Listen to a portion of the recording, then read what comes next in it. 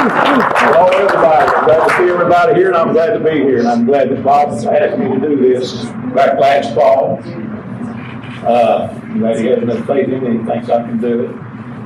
What I want to talk about tonight is Harry Northwood. When I think of Harry Northwood, I think of Carnival Glass, but that's just a small part of it.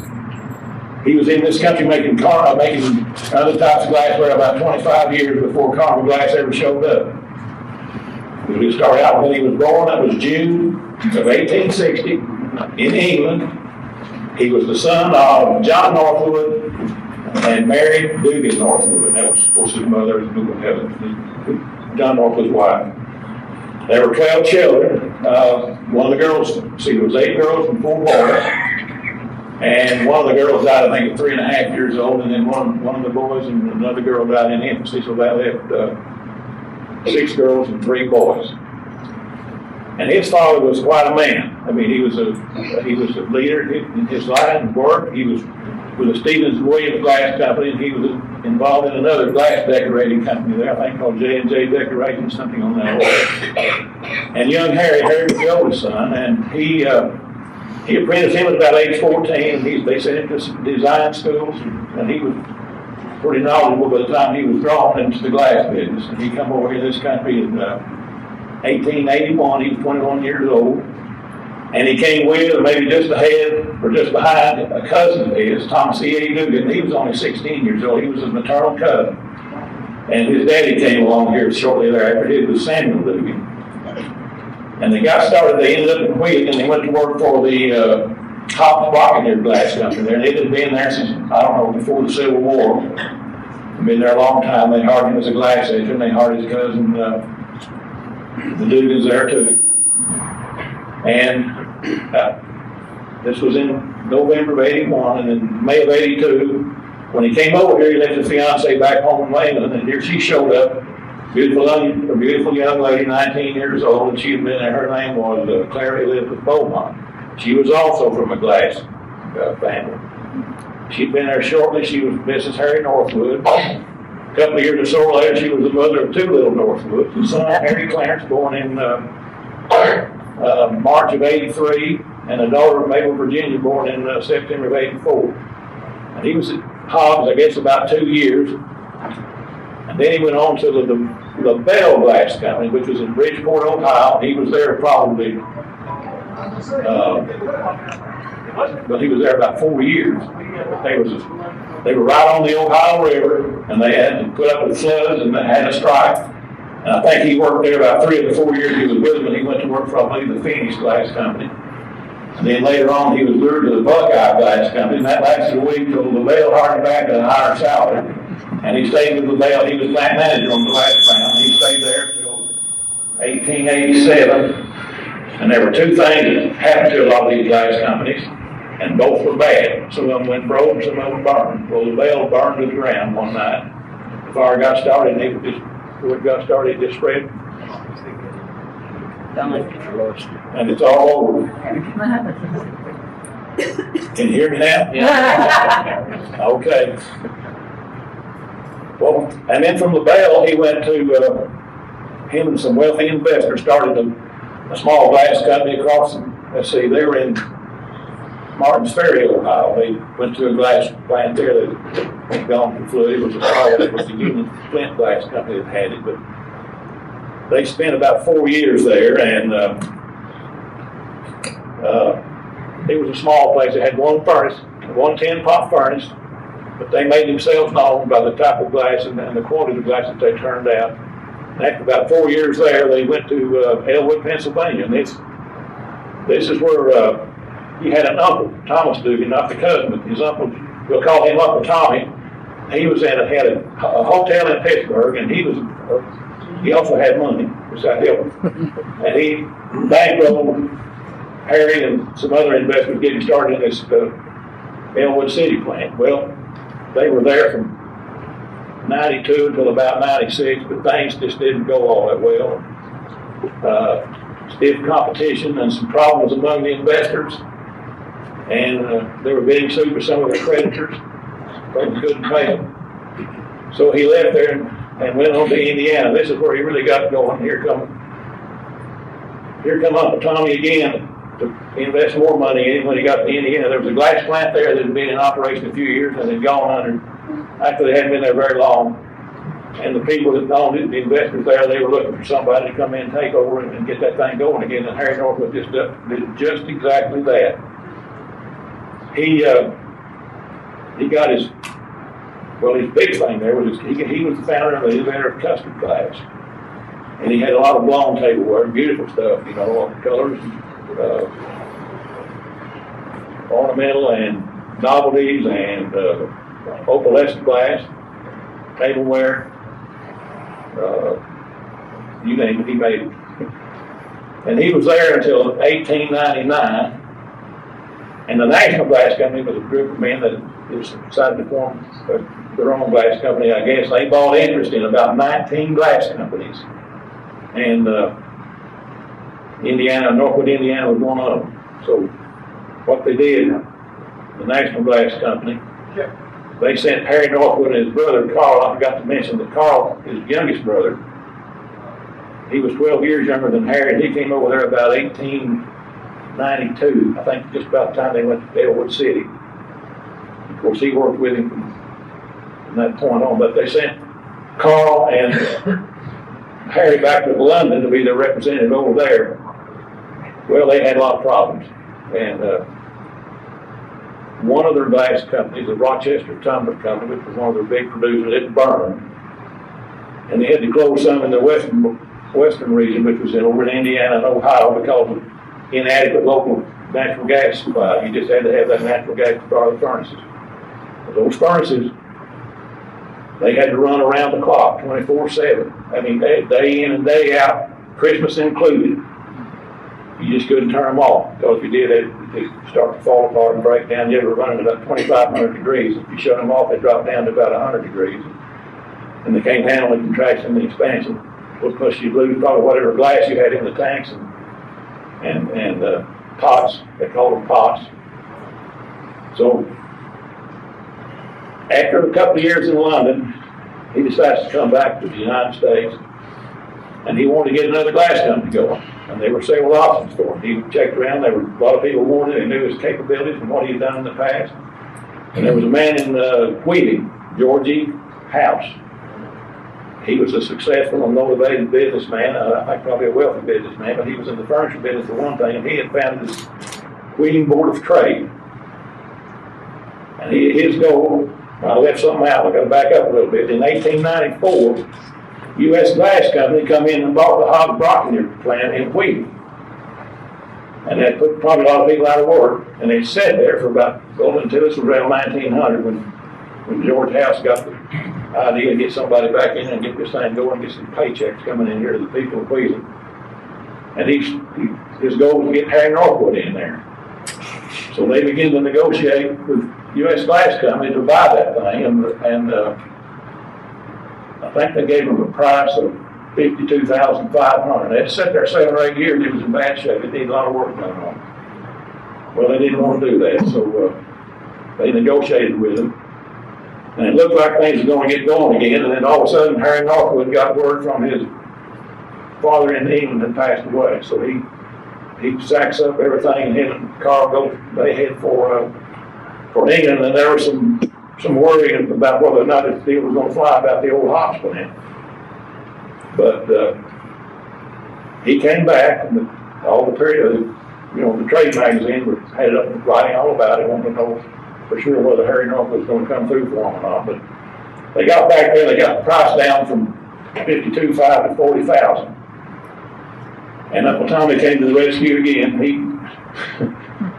U.S. Glass agreed to take a $20,000 mortgage, first mortgage on the property, and then Harry Northwood and Uncle Tommy come up with $10,000, and then the Wheeling Board of Trade was going to spot him $10,000, provided that he would hire no less than 250 people at the plant for a period of no less than 3 years. Well, that wasn't any problem when he got it going.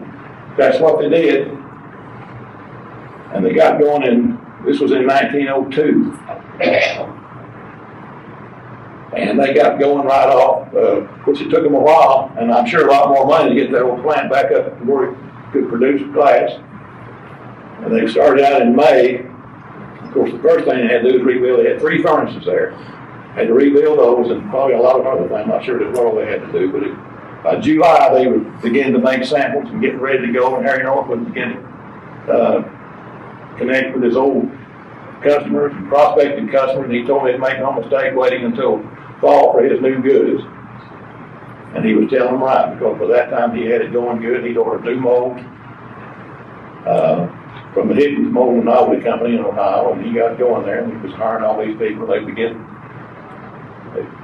to produce the glass, ornamentals, colored, decorated, opalescent. Carnival Glass still hadn't got here. And then he brought back his custard glass from that he made in Indiana. He really got things going there. About the fourth year, he was considered one of the leading glass manufacturers in the country. And then about 1905, George House, this is the man who was at the Whitty Board of Trade, him and some other come in there, and they bought everybody up at Harry Northwood. They paid off the mortgages and bought out Uncle Tommy, and they installed, and George House became the president. And he would remain president. Thank you. And he would remain president for the duration of the company. From that point to the very end.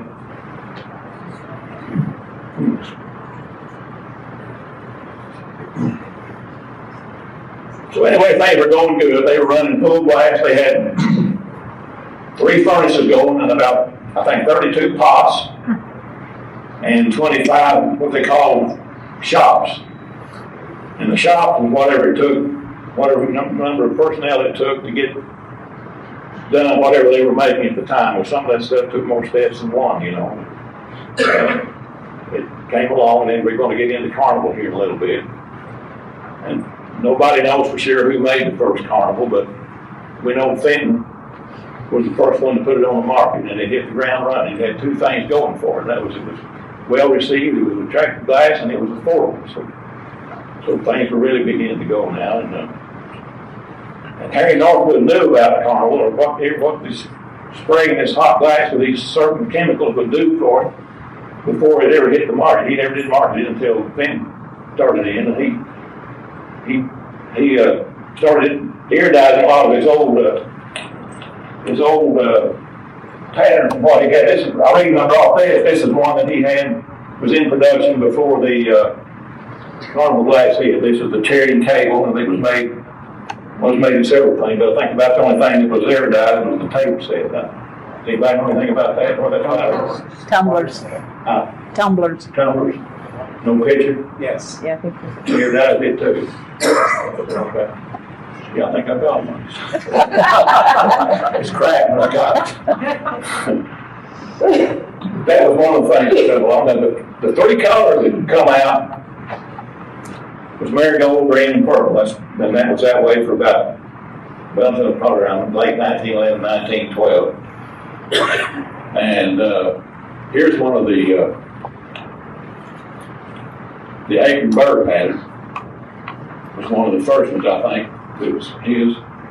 And they had just 3 colors in the table set, the water set, berry set. I think there was a vase that was from a slum tumbler, maybe, I'm not sure, real tall. And then along came the pastels later, but all the table sets, water sets, and berry sets were in those 3 colors. And later on, the pastels came out. There were numerous, well, here's one, this springtime pattern here. It was one of the early patterns. It was made strictly for iridescence. It's never been found in anything other than iridized piece. It was green, purple, and marigold. Table sets, water sets, and berry sets. Here's the butter dish to go with it.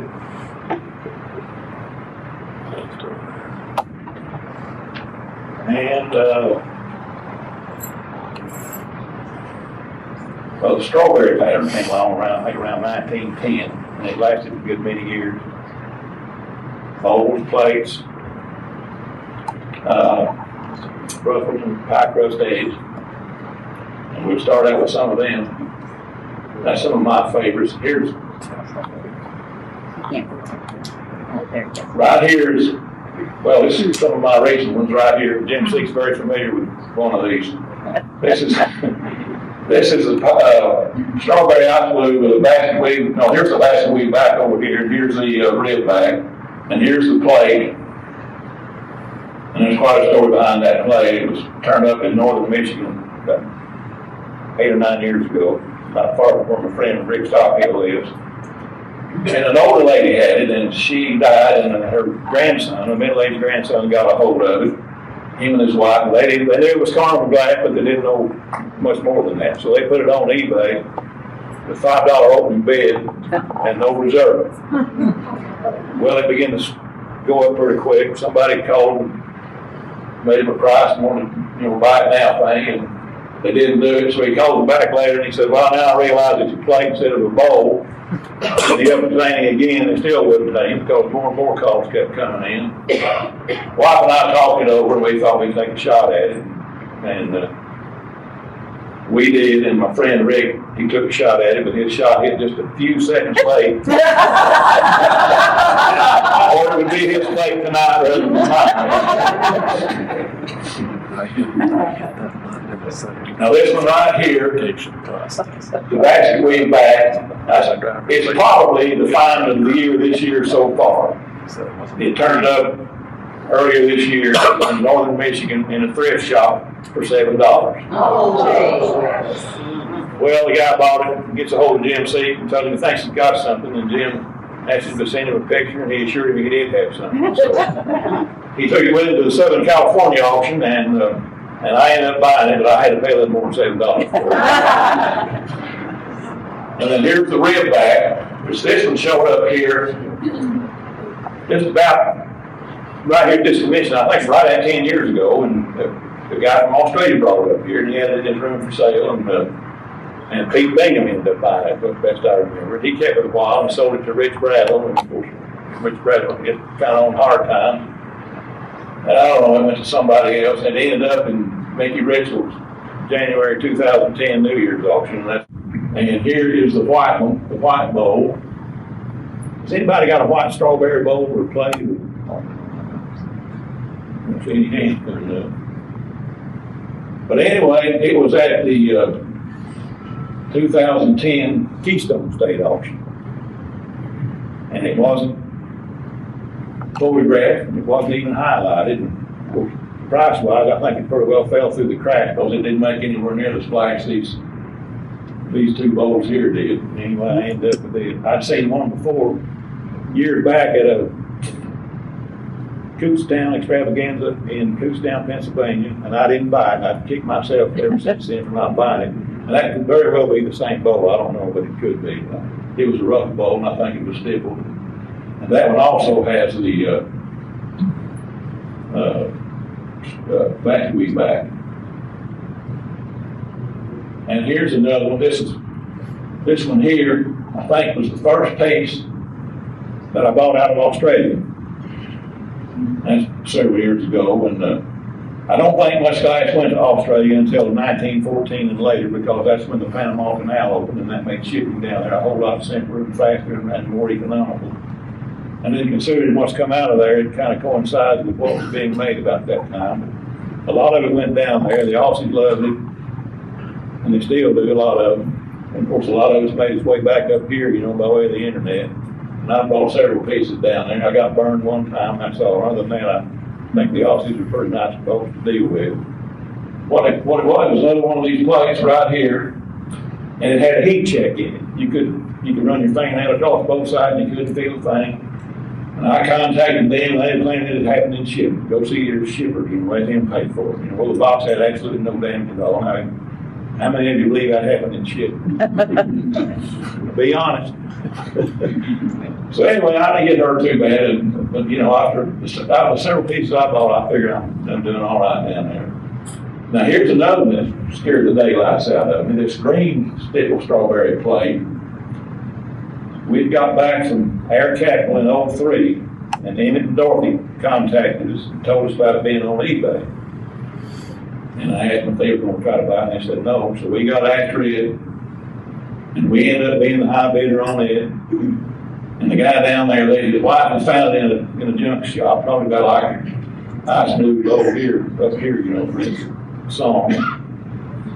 And it went on up there, and he wanted 2 cashier's checks in equal amounts totaling the price that we paid for it. And that's what we did. And normally it takes about a week to get your money down there, and about a week to get your glass back up here. Well, I waited 3 weeks and nothing. I emailed him and nothing. And I thought, what am I going to do? What's going on here? And then here, this is a real clinker on it. Somebody in Canada took the same format from eBay and put it back on there for sale. And he wanted to sell it now to you for $2,200 on the front end, send it to me Western Union.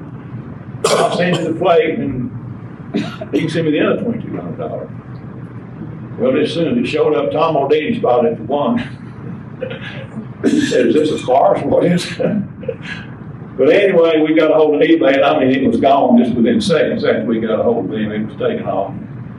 So I didn't know what to do about the plate. I talked to some people. I said, why don't you just stop paying on the check? So you can stop paying on the cashier's check. Everybody at the bank hasn't paid it. So I went to the bank, and neither one of the cashier checks had come back in there. So I stopped paying. Well, about a day later, I heard from the guy. And he told me he didn't say vacation, he'd been on holidays. Whatever that's what they call a vacation down there. Well, I'll tell you, we got together on the phone. If you think the Brits have got an accent, you should have heard this guy. But anyway, we talked about it, and I went to the bank and let the other check come on in. And he was very apologetic, and he went ahead and he gave me his bank account number down there and told me to wire him the money. But he went ahead and shipped the plate without the balance of his money, which I did. He got his money all right. Took him, I think it was 38 days. And it cost us quite a bit to get it here. And then when it hit Los Angeles, it stayed in customs out there for about, I don't know, several days. And we had to wire or fax some of this and some of that. This was DHL. They first up here, they refused to even bring it. But down there, the guy, the shipper, he got DHL in Australia to bring it up here. And we spent, I think, it cost me $40 to get it packed. They took a big cube of styrofoam, big block, cut it in half, hollowed out a little center, nest in the middle of it, wrapped it in bubble wrap, put it in. I mean, it was a truck could run over almost. When the guy brought it to DHL people, they just set it on the porch, rung the doorbell. When I went to the door, they were driving away. Here I was, $10,000 plus piece of glass. That's the sign for it. But anyways, Australians, I bought several pieces out of there. This one and this green good luck plate. The green strawberry. That one. The ice cream good luck came from down there. And the ice cream ruffle bowl came from down there. And maybe another piece or two, but most of what went down there, I think, is plates and bowls. I think for the simple reason that they could nest them together and they could ship a lot of glass and less volume of space, and if they sent punch bowls or water sets, things like that. But anyway, all well within well on the plate there. Now let's talk about Rose Show and Poppy Show. And most people agree that Northwood made it, but they think he made it for a man named George Mortimer Glass. Well, George Mortimer and Harry Northwood were good friends. They worked together at Indiana. And then George Mortimer, I think, went to the Jefferson Glass Company and was running that show over there for him. And then Harry Northwood, I think, when he started wheeling, he bought some of their molds. And then George Mortimer worked involved for Northwood, but he was there in and out of there before the Carnival Glass hit. So, but they were really the Rose Show and Poppy Show. And I remember some years back, I think it was back in the 90s, Tom O'Dean did a presentation on the Rose Show and Poppy Show right here from home. He did a beautiful job, and there were some of the most beautiful pieces of Carnival Glass you ever saw. One of them would be 1 or 2 or whatever, 3 or just the oval Rose Show plate, not the Poppy Show plate, but the Rose Show plate. I don't know how many there are, but he had one in that display, and about everything else you can dream of. But anyway, there's the lime green. There's the lime green bowl. That was kind of a story. It was on eBay, and one time Mickey Richard was buying for Rich Bradley. And Rich Bradley, I think, would give him a little bit of a commission or something like that. He was compensated for it. And the lady that had it was from Washington State, and I don't think she knew much about carnival glass. She put out a little notice about it on eBay, said that it had a slight flaw or a slight damage, said you can't see it with your naked eye, said you can't see it with a magnifying glass. If you take a jeweler's loupe, you can see it. Well, Rich and Mickey withdrew the bid, and that left me high bidder. So I emailed her and told her that if I'd let my bid stand, that she'd grant me return privileges. And she agreed to do that. When they come in, we looked it over pretty good. Ain't no way we're gonna send this boat back. And nobody else would bid on it, see, when those bids were retracted. I'll get what it went for, but it was well under what it should have brought. And up here, some more bowls. I think him and Dorothy, y'all just collected bowls, is that right? Not the plates? Well, here's the sapphire one. I don't think there's a plate. Is there a plate in sapphire? I don't think so. But this was there. They bought it some years back. I wanted to buy it then, but they wanted it worse than I did. But anyway, when they auctioned their collection off last year, I took it home with me. And here's another one you don't see very often. That's the Whorehound. I just got it. It was in the Sunshine State auction in Florida.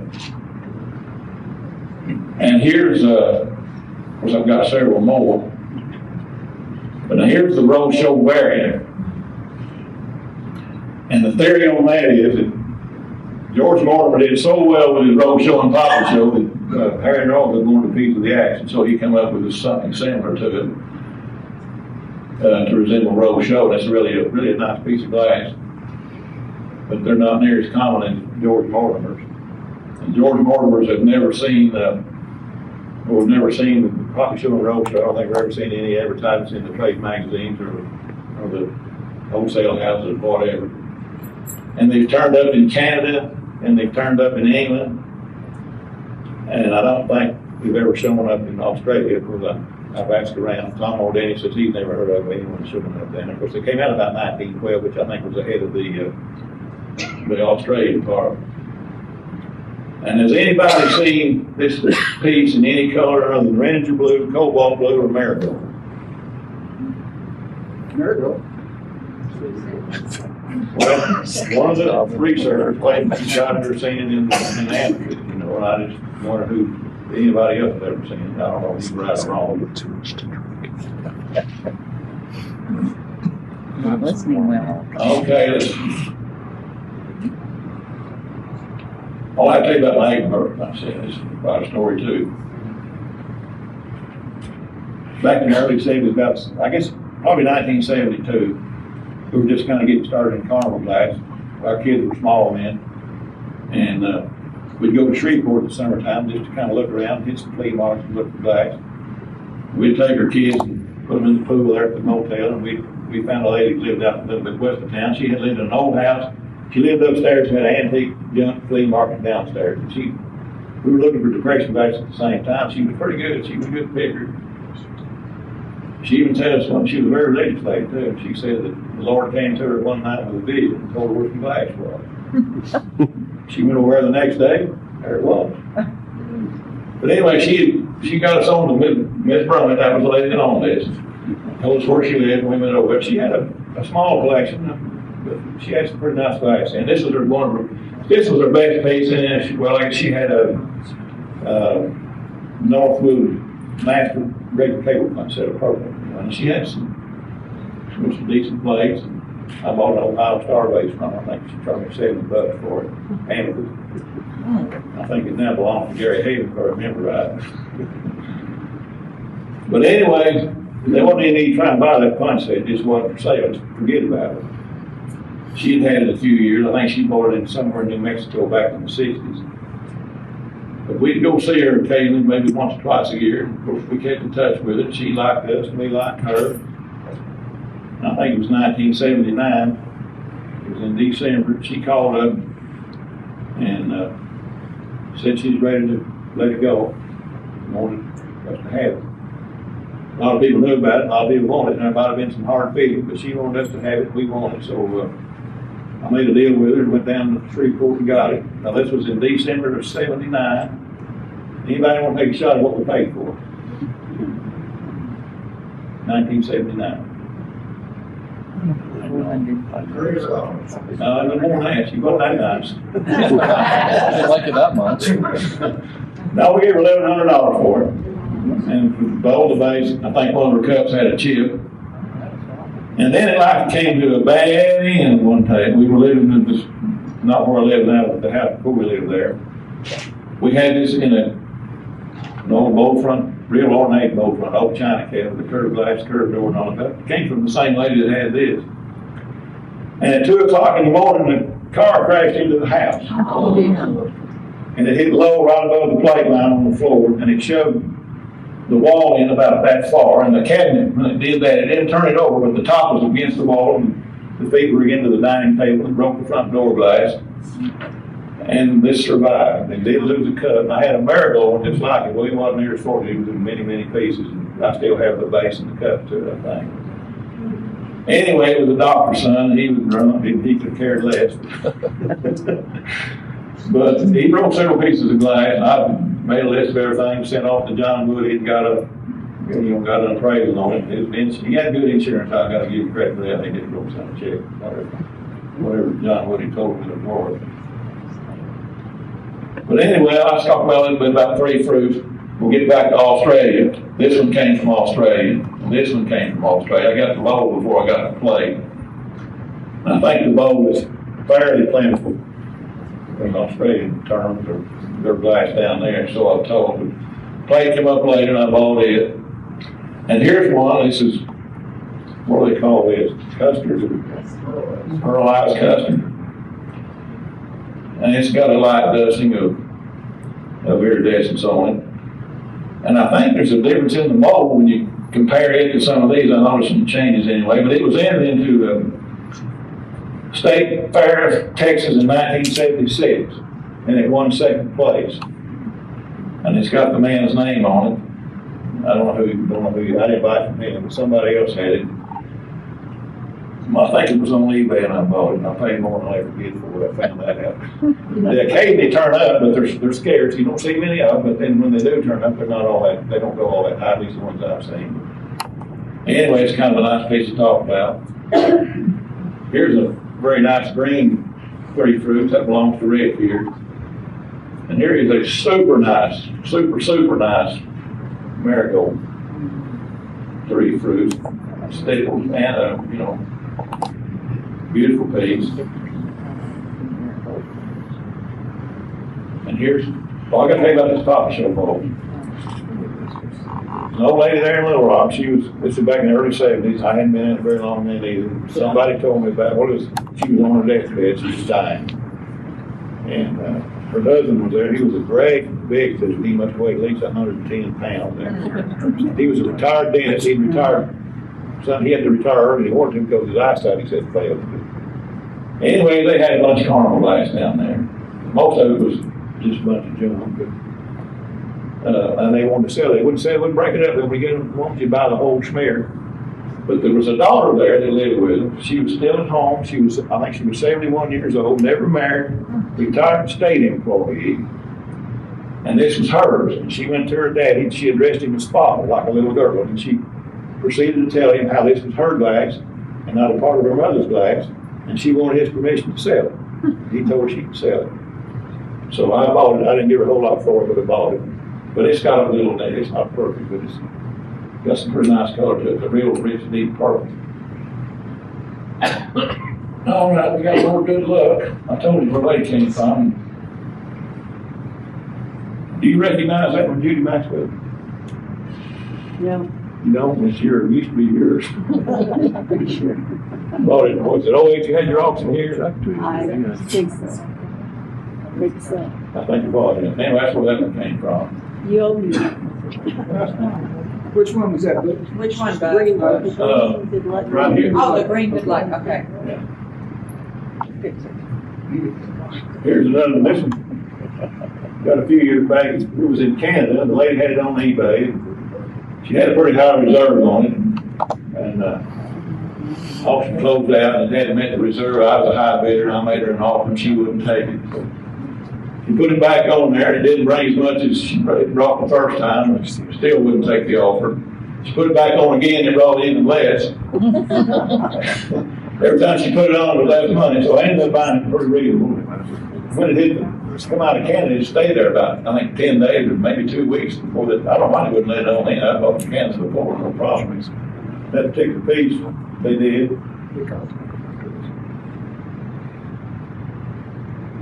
These great cable pieces, this one right here, I've had, I don't know, it turned up at an auction over in Kentucky. And the auctioneer didn't know his carnival glass too well. He had quite a bit of carnival other glass, and he bring his carnival out. You know, he's trying to keep a 2-day auction. He's had some of it, you know, spotted through the auction, kind of keep you there for the next day. I didn't stay the next day. He put this one up and said it was famous golden grape. You know, I say it was half right. He had the grape part right. It brought a pretty good price. Don Grizzle, I'm sure a lot of you know Don or remember Don. They kind of, I hadn't seen him in quite some time, but he was there. And this one, I think, this is a pie crust edge of the same piece, only it's more of a lime green. And right here's a new one. It's probably a very rare piece. This belongs to Karen Engel. She just bought it. Turned up recently, you know. She was nice enough to let us put it in the display here. All right, peacocks. I know everybody's got peacocks. Here's the powder blue opal. It turned up at an auction in Dyersburg, Tennessee some years back. There were several people there that knew what it was. It brought a pretty good price. People that owned it, those are the people that aired whoever was, you know, had the auction, owned the glass. They were really surprised what it brought. You know, a lot of that stuff they had wasn't bringing very much, but that one did quite well. And here's another one. You don't see. I've only seen this one. This is ice green opal. And it came from Joyce Seal a couple of years ago. She had her auction. And here's one that's aqua. Not aqua opal, it's just aqua. That was, I think I got it at Miss Britt's final auction. Right here, I believe it was in '99. The ICGA commission was here that year, and she had her last auction, I believe that's right. Now, here's more grape cable. Here's a mid-sized ice green, really nice piece. This belongs to friend Rick, as well as the Memphis pieces. Now these were another thing that Harry Northwood had in production before the Carnival Glass hit. But I think there was table sets, water sets, maybe berry sets, I don't know, but he didn't advertise as much of them as he did his punch set and his fruit bowl. All right, peacock and fountain, there's the picture. There's the green butter dish. Down there's the white, somewhere down there's the white punch set. But peacock and fountain was Northwood's second highest production. Most of it was functional pieces. You know, there was table sets, water sets, berry sets, punch sets, the large fruit bowl. But I think more than one of those. Aqua opalescent, a few pieces. And green peacock and fountain is pretty scarce because 1912 is about when it came out, and by 1912 that's when all the blues started coming along. Production in green wasn't dropped, but it was cut way back in production, so you don't see much green. I think there's maybe one green punch set. I don't know, maybe at least one. I don't know where it is. Who has it? And the only novelty pieces in the peacock and fountain was probably the little compo. And the green one is extremely rare. There's one right here tonight in the display in John Rogers' room. There's what, 2 or 3 known. I understand they all come from Florida, I mean from Australia, but I'm not sure about that. Anyway, he's got it. I didn't bring this one up. This is a pretty nice piece. Green. Peacock's on the fence is pretty scarce of green.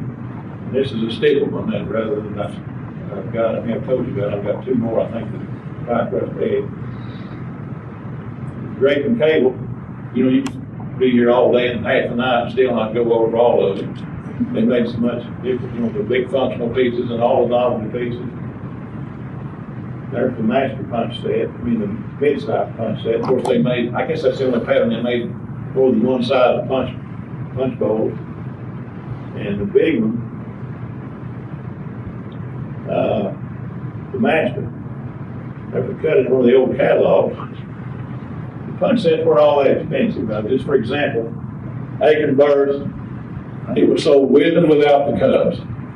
The Baltimore House of Bargains had it on their catalog, with no cups, 95 cents. That was going from the wholesaler to the retailer. Probably retail for, I don't know, $1.50, maybe a little more or less. And then it was offered with the cups, and there was a cut on that, it had 12 cups. Mold, the base, 12 cups. $1.65 to the wholesaler to the retailer. But the big master punch set, it was $4.25. Mold, the base, and 12 cups. Packed one to the barrel. They packed all this stuff, most of it, I reckon, in barrels. And they shipped it out. A lot of it was going on river boats, I guess, went on rail, what have you. Northwood at one time, when he was going and blowing, was running about 1,000 barrels of glass a week out of that plant. Later on, about 1912, that's when the pastels came out. We called them ice blue, ice green, white. They were azure, and emerald, and pearl, which was pearl was the white, emerald was the ice cream, of course. And talk about these pictures a little bit. These are mold blown pictures. This one right here is a very rare one. It's sapphire. That belongs to red. And you can always tell from mold blown picture by it's got an applied handle on it, which has no iridescence on it. They made the picture was blown into the mold, and you come out and they iridize it, and then they put the handle on it. It's kind of interesting the way I was told these handles work. These are shapes they put on. They start at the bottom, and I don't know how they hang on or how they shape it without handling it, but they take a piece of apple wood for one thing, or a carbon rod, and he puts the base on it first. Then he works his way up, curve it, and comes back down. Any access right here where it attaches to the picture blade, he cuts off with his snips. And it's just held on. There's no adhesive. It's just a matter of hot glass touching hot glass, and it fuses itself to each other. And they were a little higher than the water sets that had the molding handle. The Craven Cable was one that made some many of. Well, purple one. I think everybody's got one. And they have as many as they wanted. It went for, I think, 65 cents, the wholesaler to the retailer. And the tanker, which really the same, as far as holding the amount of liquid, it was about the same thing with smaller ones. They sold for the same money. But these sold a little higher because, I guess, of the applied handle. And the dandelion, which really isn't the dandelion, that's the sunflower. That's where the old catalogs called it. They were sold together with the oriental poppy, in one each of three colors, the marigold, the purple, and the green. 2 sets, 3 sets of each pattern. That made 6 sets. That's where they pack them, ship them, and pack them in a barrel. That amount, 6 of them. And they sold, I think, for about 89 cents a set. That's with 6 tumbers. Of course, the tumbers are normally signed, but the mold blown pictures are never signed.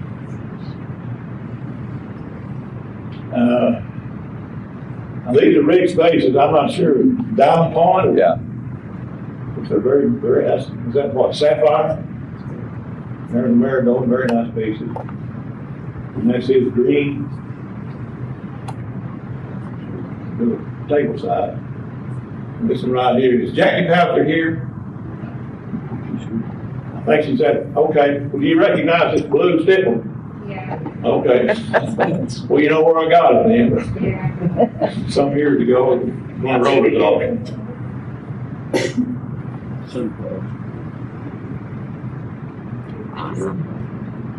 Okay, here's another little item. Here's the peach water set. Blue and I think a few marigold and maybe some white one with gold trim. That may be the only one that he had that had the gold trim and Carnival Glass. He had a lot of other guys that had gold trim. I don't know, he may have had some other Carnival gold ones. I don't know. I know that Doobie come out with his Reed's Cherry, I believe, that has gold trim and red paint and what have you. And a dresser set, which these are sold as part of the dresser set. And their set consisted of a little pen tray and the dressing tray and 2 cologne bottles and one each of the powder jar and the hat pin holder. Now these were also sold separately without being in the set. what the, hat pin holder was, I think, 98 cents a dozen. Powder jar was a little more, I think, 89 cents a dozen on the hat pin holder. And, 92 cents, I believe, on the powder jar. They were made in, they were made in several colors, some of them are very rare. You see the ice blue powder jar bottom, but rarely ever see the lid. It just didn't make it, I guess. But anyway, time goes on, and the craze and desire, demand for carnival glass kind of went down. Here's another little I brought it because it's got somebody's name. We looked at it a while ago and we agreed that it was W.J. Stahl, S-T-A-H-L, 1914 on there. And this dandelion picture here has the name Ella Cress, 1914. Anybody know her? Remember anything about her? But anyway, here's I kind of passed this one over going, oh, very beautiful aqua grapefruit plate. And the opalescent, I read they added bone ash to the mix, not bone meal, but bone ash. And then when they would refire it after they come out of the mold, reheat it, refire it, then the opalescent would show up. And if you'll notice, it's always on the outer edge and works to the inside. So I guess however hot they got it made the difference there. But anyway, Carnival Glass kind of did its thing, and then they got involved in some other types of glassware. We always think of glass when we think of Northwood, Fenton, and the rest of them. But they were heavily involved in lighting. In about 1902, America was undergoing a change, quite a change, and it was from kerosene illumination to electric illumination. All the major cities had electric power, and electric lights were being spread here and there into the rural areas. It was kind of slow getting to where my maternal grandparents lived. They were raised in northwest Arkansas. And they didn't get their electric power until 1946, after the war. And I can remember my grandmother, she had her kerosene lamps, and she had one lamp that was gasoline. And it worked on the same principle as the old Coleman can stove. You pumped it up, opened the valve, and it would emit a vapor of gasoline into a mantle rather than a wick. And it would give it quite a bit better light than the kerosene lamp. But I remember her using it just to read with. And I remember her reading me Bible stories when I was a little kid using that gasoline illuminated lamp to do it with. But anyway, as time went on, Harry Northwood got into lighting. He'd always been in lighting all along, and he really got into it when this electric power began to increase and spread out. And he put everything he had into it, just like he did his glassware. But they hit a couple of stumps. Now, from 1916 through 1920 was their most profitable year. They didn't make a whole lot of money back in the carnival glass era. They made, I think, 19, 10, and 11, they made a little over $100,000. In 1912, they lost some money. I think 37,000, I believe. 27,000, pretty heavy. And then they showed a slight profit the next year or two, and then they got into this lighting thing, and then from 1916 through 1920 was the most profitable time for the Northwood Company. They made a little over $200,000, but they hit a couple of stumps in the same area there, and one of them, Macbeth Evans, hit them with a lawsuit claiming infringements on patents. Well, they said they didn't do it, but rather than slug it out in court, they agreed to pay Macbeth Evans royalties on that. But they still were making, they made a little over $200,000 from 1916 through 1920.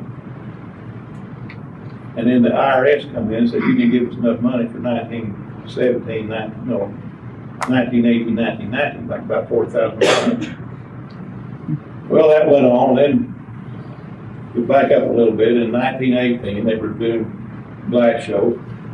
Harry Northwood's younger brother Carl had been with him since about 92, I think. This was 1918. Carl was doing a show, a glass show in Pittsburgh, Hotel Pitt in Pittsburgh, Pennsylvania.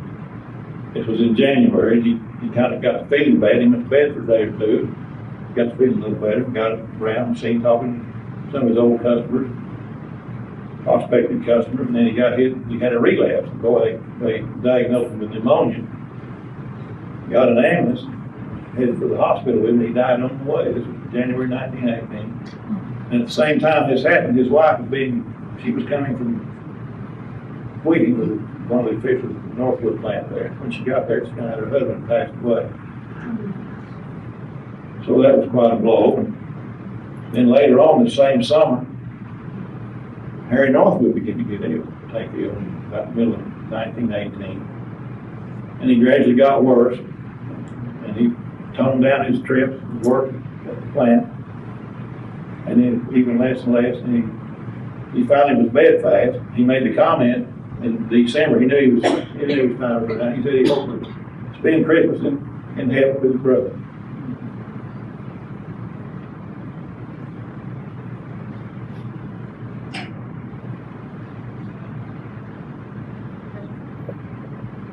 That was December 1918, and then February 1919 he passed away, age 58. Wow. Diagnosed with liver problems. And then a little later on, 1923, he had one son, Harry Clarence Northwood. He'd been with the company since he was old enough to get to work for him. He was mostly in sales. He worked with Carl Northwood, his uncle, quite a bit. And this was in December 1923. He had an appendicitis, had an operation for him, then he took pneumonia and he died, age 40. Survived by his wife, his mother, and a sister, no children.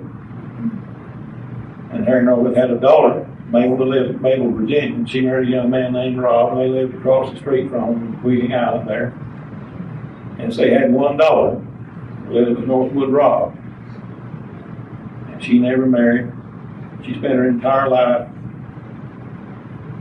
in Wheeling, except the time she went out and had her nursing training. She was a nurse. She came back to Wheeling, practiced nursing in the local hospital there. No drank water here.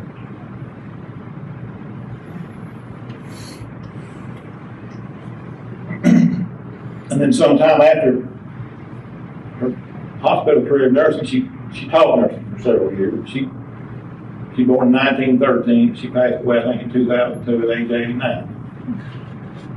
And she was very, very helpful. Let me get my book here.